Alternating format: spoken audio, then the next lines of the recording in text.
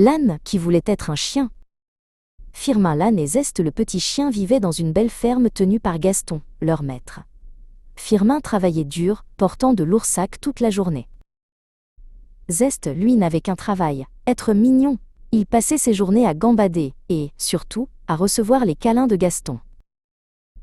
Un après-midi, Gaston s'assit pour se reposer sur son banc préféré, près de la maison. Aussitôt, Zeste sauta sur ses genoux. Gaston le caressa derrière les oreilles et lui donna une petite friandise croquante.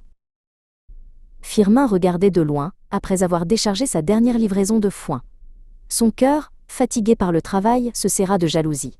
« Pourquoi suis-je toujours celui qui travaille si dur ?» pensa-t-il.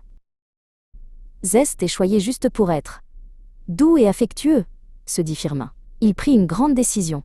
Si je fais comme Zeste, Gaston m'aimera autant. Je peux être doux, moi aussi. Il attendit que Gaston soit occupé à lire son journal, le visage caché par les grandes pages. Alors, Firmin s'approcha lentement, tentant d'imiter une démarche légère.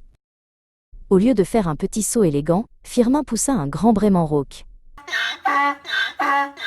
Puis, il essaya de lever sa patte lourde et usée pour la poser délicatement sur l'épaule de Gaston.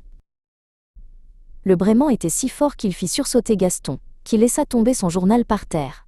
La patte de l'âne, pleine de poussière du chemin, se posa lourdement et salement sur le bras du fauteuil.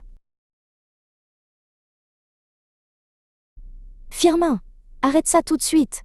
s'écria Gaston, le visage fâché. « Tu n'es pas un petit chien, retourne à ton étable. Tu as presque cassé ma chaise !» Et il donna à l'âne une petite tape sur la croupe pour le faire partir. Firmin repartit, le cœur lourd et les oreilles basses. Il comprit alors que chacun a sa propre manière d'être apprécié. Il était doué pour le travail des champs, pas pour les câlins de salon. Leçon retenue. Sois toi-même, Firmin, car c'est ta plus grande force.